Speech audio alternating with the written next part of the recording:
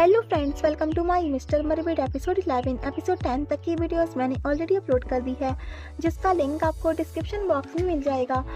Aunty लू यंदो से कहती हैं, तुम मेरे लिए लक्ष्यार्म हो। तुम्हारे नेक्स्ट डे ही मेरा हस्बैंड और मेरा बेटा मुझसे मिलने आ गए। तो यंदो कहती है, इतना लेट मुझे ये कॉम्प्लीमेंट मिल रहा है कि मैं लक्ष्यार्म हूँ। तो आंटी लू कहती हैं, क्या कहा तुमने? तो यंदो कहती है, नथिंग अंकल एंड आंटी, मैं आपसे बाद में मिलती हूँ, मुझे एक फ्रेंड से मिलने जाना है। आंटी लू अपने हस्बैंड से कहती हैं, यंदो सच में एक अच्छी लड़की है। मैंने तेंगी बाई को कितने दिनों से नहीं देखा था, लेकिन जैसे ही वो इस घर में आई, मेरा बेटा मुझसे मिलने आ गया। आई थिंक यंदो और तेंगी बाई साथ में काफ़ी अच्छे लगेंगे। What you think? तो उसकी डैड कहते हैं, तुम्हें ऐसे रैंडम थॉट्स सोचने बंद कर देने चाहिए।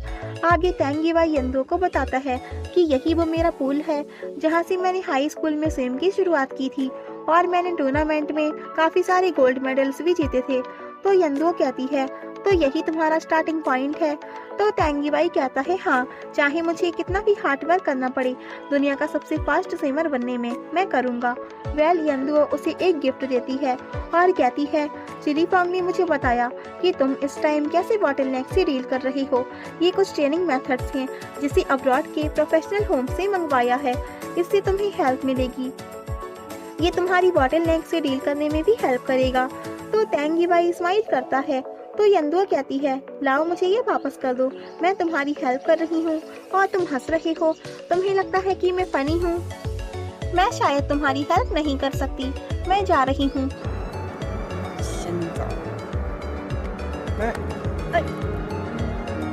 तो तेंगी बाई उसे रोकता है और तभी इन दोनों में एक क्यूट और रोमांटिक सीन क्रिएट हो जाता है।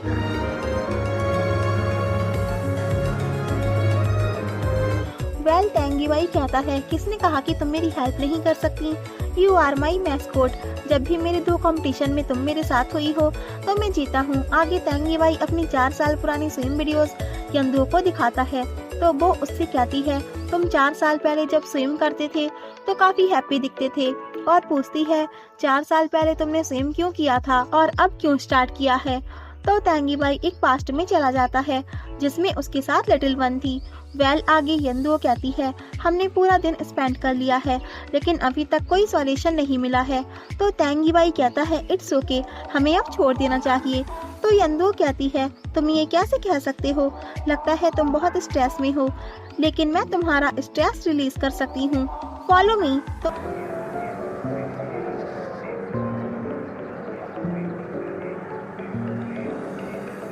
तो वो उसे एक्टिविटी कराती है और इन दोनों के बीच एक क्यूट सा सीन भी देखने को मिलता है। तेंगी बाई कहता है, मेरा सारा स्ट्रेस कम हो गया है, और स्माइल करता है। तो यंदो कहती है, लगता है तुम्हें तुम्हारा आंसर मिल गया है, और कहती है, तुम्हारा सेल्फ कॉन्फिडेंस ही तुम्हारी सक्सेस का रास्ता है, तुम्हें इसी तरह स्माइल करते रहना चाहिए। आगे कोच बू तेंगी बाई से कहते हैं, क्या तुम लास्ट वीक अपने हाई स्कूल स्विमिंग क्लब गए थे? तो वो कहता है, हाँ, मैं कुछ सजेशन लेने वहाँ गया था। तो वो उससे पूछते हैं, क्या तुम्हें कोई आंसर मिला? तो वो मना करता है। वो कोच से फोन मांगता है और कहता है, मुझे बस एक टेक्स्ट करने दीजिए। तो कोच वो कहते हैं, 2 दिन नहीं हुए और तुम अपना फोन वापस मांग रहे हो, और उसे डांट देते हैं और कहते हैं, प्रैक्टिस पर फोकस करो। आगे जी चैन कोच युआन से पूछता है, आप ड्रीम कप की लिस्ट कब अनाउंस करने वाली हैं? आपने कहा था कि वैकेंसी में है, लेकिन मुझे लगता है कि आपने डिसाइड कर लिया है। आप ये चांस तेंगी बाई को देना चाहती हो, राइट? मैंने आपके डिसीजन पर सवाल नहीं किया है, लेकिन तेंगी बाई का परफॉर्मेंस अभी लोएस्ट है, सो आई डोंट थिंक कि तेंगी बाई ड्रीम कप जीत सकता है। तो चिली फॉन्ग उस पर भड़क जाता है और कहता है, जी चैन, तुम्हारी हिम्मत कैसे हुई? और तेंगी बाई चिली फॉन्ग को स्टॉप करा देता है। तो जी चैन कहता है, मुझे आप चांस दीजिए, मैं ये प्रूव कर दूंगा कि मैं तेंगी बाई से बेटर हूँ। तो तेंगी बाई कहता है, मैं भी उससे कम नहीं हूँ, मैं भी वर्दी हूँ। और कोचिस से कहता है, ये प्रूव करने के लिए हम दोनों के बीच एक कंपटीशन करा लीजिए, जो जीतेगा उसे ये चांस मिल जाएगा। तो उन दोनों का कंपटीशन स्टार्ट होने वाला होता है, और लिंग चिली फॉन्ग से कहता है, तेंगी बाई ये हैंडल कर लेगा। लेकिन चिली फॉन्ग कहता है, डोंट बी फनी। ये तैंग गिवाई है। इधर कोच इसको याद आता है कि तैंग गिवाई अपनी सारी एनर्जी स्टार्टिंग में लगा देता है और एंड में उसके पास कोई एनर्जी नहीं बचती है। वेल कोच युआन कहती हैं अगर वो नहीं जीता ये कंपटीशन तो उसका स्विमिंग करियर यही एंड हो जाएगा। वेल कंपटीशन स्टार्ट होने से पहले तैंग गिवाई को यंदो की बात याद आती है कि तुम्हें अपना प्रेशर कैसे कम करना चाहिए और वो फिर वही एक्टिविटी करता है। वेल कंपटीशन स्टार्ट होता है और तैंग गिवाई फिर वही गलती करता है। वो अपनी सारी एनर्जी स्टार्टिंग में ही लगा देता है। तो कोच युआन कहती हैं लगता है इसका करियर यही खत्म हो जाएगा। तो चिरीफंग कहता है आप ये कैसे कह सकती हैं। तो कोच बू कहते हैं ये वेट स्विम करता है। तो चिरीफंग कहता है ये वेट स्विम नहीं करता है। दैट्स गुड, मैं भी सेम ऐसे ही करता हूँ। तो कोच बू कहते हैं ये अपनी सारी एनर्जी स्टार्टिंग में वेस्ट कर देता है, एंड में उसके पास कोई एनर्जी नहीं बचेगी, ये स्लो होता जा रहा है। इधर तैंग गिवाई ने यंदो को एक टेक्स्ट भेजा था, थैंक्स फॉर हेल्पिंग मी, मुझ में 4 साल पहले की गुडनेस देखने के लिए। वेल यंदो को उसके बॉस से डांट पड़ी थी और वो फिर भी खुश होती है क्योंकि वो तैंग गिवाई का टेक्स्ट पढ़ती है। वेल इधर तैंग गिवाई यंदो की बातों को ही याद करता है और उसकी सेम स्पीड बढ़ जाती है। तो चिरीफंग और कोचेस उसकी स्पीड को देखकर सरप्राइज हो जाते हैं। चिरीफंग तैंग गिवाई को चीयर अप कराता है और सारे स्टूडेंट्स उसे चीयर अप करते हैं। तो गाइस तैंग गिवाई ये कंपटीशन जीत जाता है।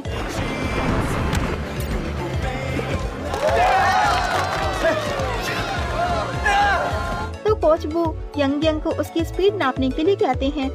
तो उसने 49.55 सेकंड में कंप्लीट की होती है। तो कोच उसकी स्पीड से काफी खुश होते हैं। इधर लिन जी यंदो के लिए लंच लाता है और उससे कहता है मैं तुम्हारा असिस्टेंट हूँ, तुम्हारी केयर करना मेरी ड्यूटी है, अब प्लीज मुझसे फाइट करना बंद कर दो। और उससे कहता है मैं पहले गलत था, मैं उसके लिए अपोलोजाइज करना चाहता हूँ। तो यंदो कहती है मैं तुमसे कब नाराज थी, बल्कि मैं तैंग गिवाई को लेकर टेंशन में थी, बट अब सब क्लियर हो गया है, हम में सिर्फ मिसअंडरस्टैंडिंग हो गई थी। तो लिन जी कहता है क्या तुम तैंग गिवाई की वजह से मुझसे नाराज नहीं थी। तो यंदो कहती है ऑफ कोर्स नॉट। वेल इधर चैंग मी लिन जी और यंदो को शॉट आउट देखकर अपसेट फील करती है। इधर सब जी चैन के बारे में बात करते हैं कि जब से वो इस कंपटीशन को हारा है तब से मैंने उसे नहीं देखा है। तो चिरीफंग कहता है अगर वो हार गया है तो उसे मेहनत करनी चाहिए। तो यंग कहती है उसने ड्रीम कप का चांस पाने के लिए काफी मेहनत की थी, ऑफ कोर्स वो दुखी होकर चला गया होगा। इधर तैंग गिवाई भी उनकी बातें सुन लेता है। यंग चिरीफंग से कहती है तुम टीम के कैप्टन हो, तुम्हें उससे जाकर बात करनी चाहिए, ये तुम्हारी ही रिस्पॉन्सिबिलिटी है। तो चिरीफंग कहता है लेकिन तुम जानती हो कि मैं इस स्टफ में अच्छा नहीं हूँ। वेल आगे यंदो घर आती है तो वो आंटी लू से कहती है इतनी रात हो गई है और आप अभी तक डिनर क्यों नहीं कर रही हैं। तो आंटी लू कहती हैं मेरे हस्बैंड और मेरा सन जब घर पे नहीं होता है तो मैं सिर्फ थोड़ा सा ही खाती हूँ, ज्यादा कुक नहीं करती। तो यंदो कहती है मैं मार्केट से ग्रोसरीज लेकर आई हूँ, मैं आज रात का डिनर बनाती हूँ, फिर हम दोनों साथ में करेंगे। तो आंटी लू कहती हैं क्या तुम्हें बनाना आता है। तो वो कहती है हाँ, मैं मोस्टली खुद ही कुक करती हूँ। तो आंटी लू कहती हैं तुम्हारा बॉयफ्रेंड जरूर लकी होगा कि तुम कितनी अच्छी गर्ल हो। तो यंदो कहती है don't be funny, I don't have BF. तो आंटी लू कहती हैं तुम इतनी क्यूट हो, तुम्हारे पास अच्छी जॉब और पर्सनैलिटी है, तो क्यों नहीं है। तो यंदो कहती है क्या आप भूल गई हैं कि मैं एक रिपोर्टर हूँ और मुझे डेट करने का वक्त नहीं है। तो आंटी लू कहती हैं गर्ल्स का यंग टाइम काफी प्रीसियस होता है, तो तुम वर्क की वजह से डेट क्यों नहीं कर सकती। इधर तैंग गिवाई स्विम प्रैक्टिस करता है तो चिरीफंग आकर कहता है मुझे पता था तुम यहीं होगी। तो तैंग गिवाई कहता है मैं यहाँ अकेले प्रैक्टिस नहीं करता हूँ, जी चैन भी यहाँ मेरे साथ प्रैक्टिस करता है, लेकिन आज फर्स्ट डे है कि मैंने उसे यहाँ नहीं देखा है। तो चिरीफंग कहता है उसने ही तो आज कंपटीशन के लिए पूछा था, तो उसने रिजल्ट एक्सेप्ट कर लिया होगा, तुम उस पर इतनी दया क्यों कर रहे हो। तो तैंग गिवाई कहता है मैं उस पर दया नहीं कर रहा हूँ, उसने मुझे बताया था कि वो अपने डैड को निराश नहीं करना चाहता, अगर वो जीतेगा तो उसके डैड को उस पर प्राउड होगा। उसकी फैमिली की फाइनेंशियल कंडीशन ठीक नहीं है, उसने कहा था अगर वो एक अच्छा स्विमर बन जाएगा तो वो अपनी फैमिली को सपोर्ट करेगा। तो चिरीफंग कहता है इसलिए तुम्हें उसकी परवाह है। तुम एक बेस्ट बडी हो, तुम्हें सबकी फीलिंग्स की कितनी परवाह रहती है। क्या तुम्हें मेरी फीलिंग्स की भी परवाह है? तो तेंगी बाई हंसता है और कहता है, तुम मेरी बेस्ट बडी हो। इधर आंटी लू फिर से यंदुओ से डेटिंग की बात करती हैं। तो यंदुओ कहती है, हम इसके बारे में बात नहीं करेंगे, आपने आज पूरे दिन बस इसके ही बारे में बात की है। तो आंटी लू कहती हैं, तुम मेरी चाइल्ड की तरह हो और मुझे तुम्हारी परवाह है। तो यंदुओ कहती है, थैंक्स आंटी, लेकिन मैं डेटिंग नहीं करना चाहती। तो वो कहती हैं, क्यों नहीं? तो यंदुओ कहती है, जब तक मैं अपने काम में सेटल नहीं हो जाती। तो आंटी लू कहती हैं, लाइफ में वर्क एंड लव दोनों इम्पॉर्टेंट है। मुझे अपने बेटे की भी चिंता रहती है, वो हमेशा अपने कंपटीशन पर ध्यान देता है, मुझे उसकी काफी परवाह रहती है। तो यंदुओ कहती है, तो आप उसे डायरेक्टली बता क्यों नहीं देती? तो वो कहती हैं, सब यूजलेस है, उसके लिए सिर्फ उसका कंपटीशन ही इम्पोर्टेंट है। मैं चाहती हूँ कि उसकी लाइफ में भी कोई ऐसी गर्ल आ जाए जिसके लिए वो भी बरीड हो, उसकी केयर करे, और तब उसे भी किसी की फीलिंग्स के बारे में समझ आएगा। वेल, इधर तेंगी बाई की मॉम उसे कॉल करती हैं और वो कहती हैं, मुझे तुम्हें कुछ इम्पोर्टेंट बताना है। और ये एपिसोड यही एंड हो जाता है। If you like this video, please like, share and comment, and ya don't forget press the bell icon. So thanks for watching this video. Bye bye and take care.